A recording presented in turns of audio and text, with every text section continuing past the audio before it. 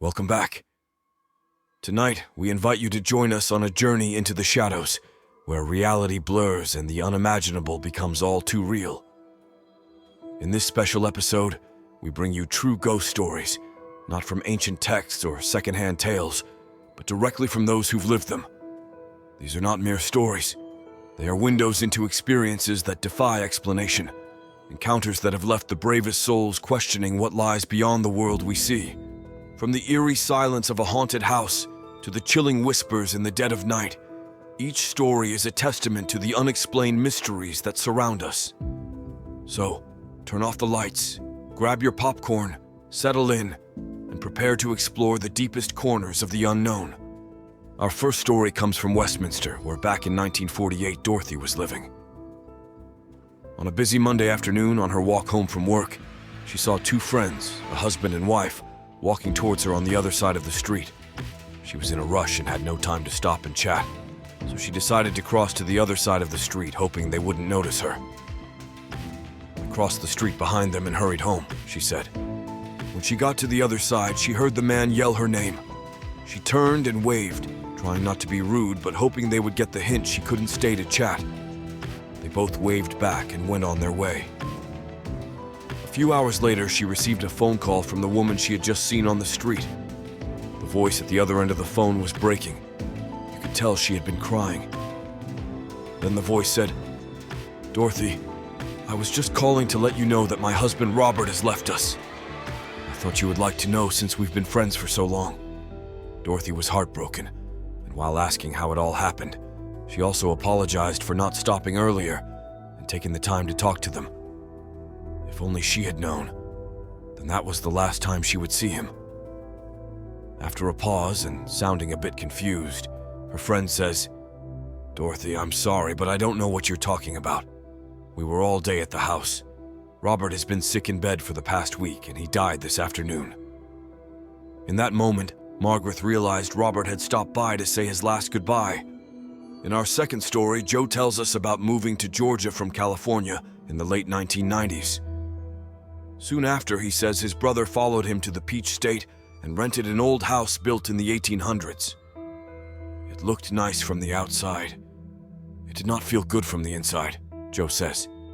According to Joe, things seemed off from the moment he helped his brother move into the home. "I walked into the house and went, 'Oh man.' The hair stood up on the back of my neck, and I just felt ill. Like this place isn't cool at all." Moments later, while carrying items into the bedroom, Joe heard whispering. A heated whispering, almost an argument, between two people that seemed to be hovering in the top of the ceiling area of the room. Joe ran out of the room and asked his brother if he'd felt something off about the house, too. His brother had picked up on the vibe, but assured Joe that things would be all right. Joe says he told his brother, "I don't like it in there, but I'm going to help you. Once we are done, I'm going home and I probably won't come back here." And sure enough, Joe's brother began experiencing unusual occurrences in the house. The most alarming, however, was when Joe says his young niece was found wandering alone on a busy road with her hand up in the air. Police and other agencies were called to investigate the incident, and when asked, his brother's 4-year-old explained that she'd gone for a stroll with the old lady that lives here. She just wanted to go for a walk, so we went for a walk. Given that the front door was too heavy for a 4-year-old to open by herself, no one could understand how she was able to leave the house. According to Joe, his niece said, "The old lady opened the door, then we petted the dog for a little bit, then went for a walk." She was so genuine and honest at 4 years old that he couldn't call her liar, Joe said. Soon after, his brother moved and never returned. Our next story comes from a military man on his way to get married. Him and his best man set off on an 800-mile road trip from Camp Lejeune in North Carolina to Lafayette, Indiana. It's 1 a.m. on a cold January night in 2014, and the weather is bad. Temperatures are in the negative double digits. As the pair close in on Indianapolis, they discover they have no money to pay for gas to refuel the car and are about to run out.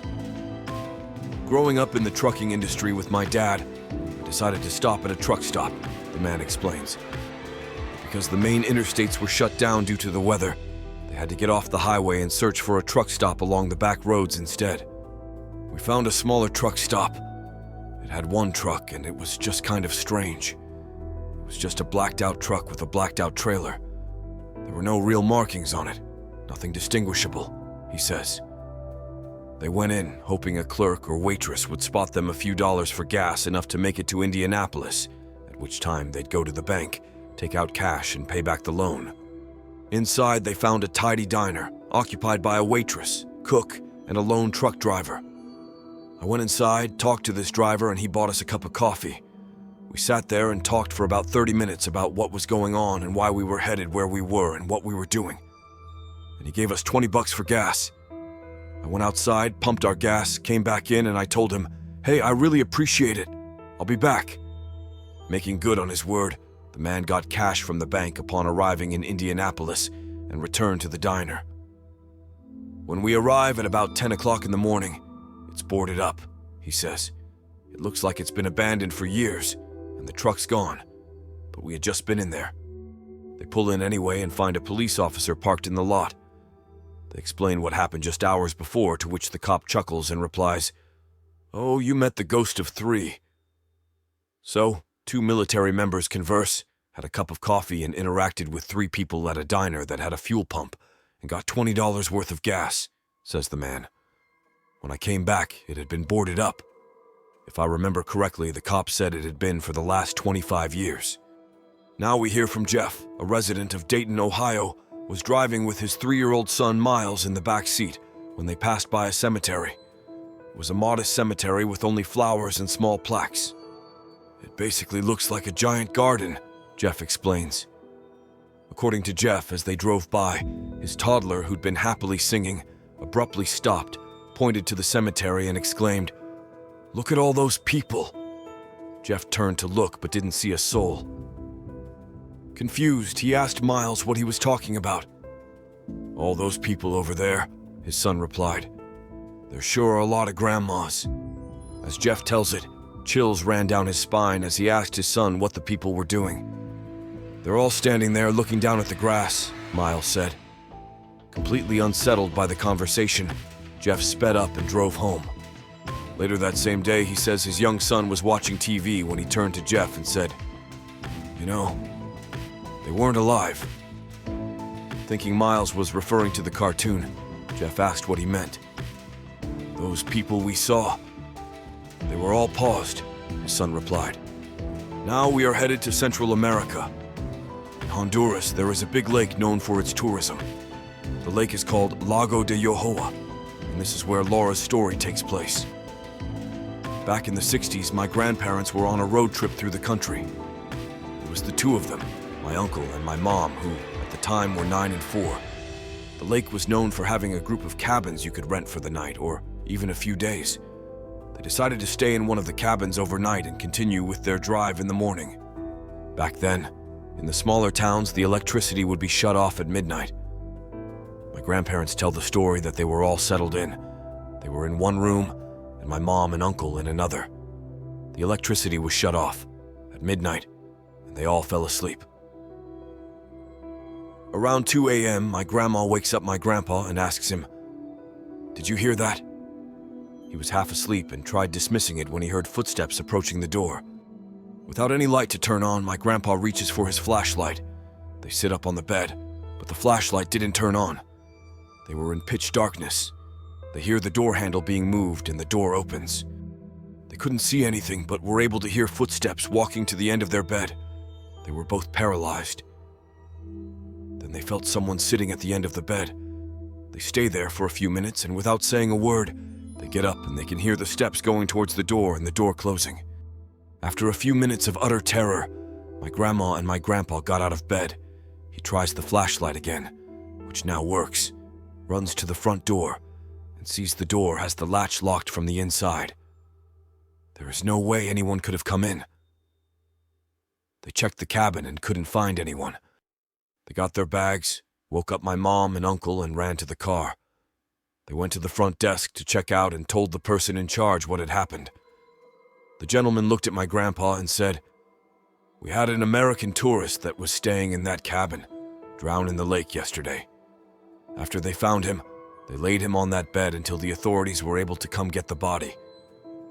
They never went back. We are now headed to the fascinating and terrifying world of psychiatric institutions. Marianne tells us that when she used to work at a residential mental health facility, one of our residents couldn't talk, even though he had been checked and there were no medical reasons as to why. He had spoken earlier in his life and in fact seemed quite normal back then, except for being very tall, almost 7 feet. He'd been raised in the Deep South and joined the military when he was 19, but one night he vanished. He was declared AWOL, and eventually he was declared missing and dead. 10 years later, a 7-foot-tall man walked into a VA hospital emergency room in my part of the Midwest and said to the receptionist, "My name is James Smith, not the real name, and I've been dead for 10 years. Those were the last words he ever spoke. He was covered with dust, and he was wearing the same clothes he'd been reported to be wearing the night he went missing. He had no identification on him, but they were able to identify him, I guess via fingerprints. The family was notified, but they said they didn't believe it was him, that his family member had died, and that it was probably a hoax. They demanded not to be contacted again. Smith spent his entire day pacing back and forth, moving his mouth as if he was talking or muttering, but no sound came out. He had this strange habit of throwing his head back with his mouth wide open, as if he were laughing, but not even a breath could be heard. If I talked to him, he appeared to listen, but never engaged in any way. We tried several medications, but they did not have any effect on him. Occupational therapy did nothing because he would just grin, and unless told to stay put, he'd get up and start pacing again. On my last day at that job, the last thing I saw was Smith, pacing in the parking lot, throwing his head back to laugh. But how did he get there? Patients are not allowed in that area of the hospital, and worse, without supervision. I went back in to notify the staff, but when we got back outside, he was gone. As far as I know, he was never seen again. To this day, I wonder if we were dealing with a ghost the entire time. As we wrap up this chilling journey through the corridors of the unknown, it's clear that the stories we've shared today are more than just tales to be told in the dark. They are personal experiences, moments of fear, confusion, and sometimes enlightenment, lived by real people. These stories remind us of the thin veil that separates our world from the one that lies just beyond our understanding. Whether you're a skeptic or a believer, the power of these stories lies in their ability to connect us through the universal language of fear and curiosity. So, as we part ways, remember to keep an open mind and perhaps a light on. Thank you for joining us on this eerie adventure. Don't forget to like, share, and subscribe for more content that will send shivers down your spine. Until next time, keep exploring the mysteries that surround us. But beware, for you never know when you might become part of a true ghost story yourself.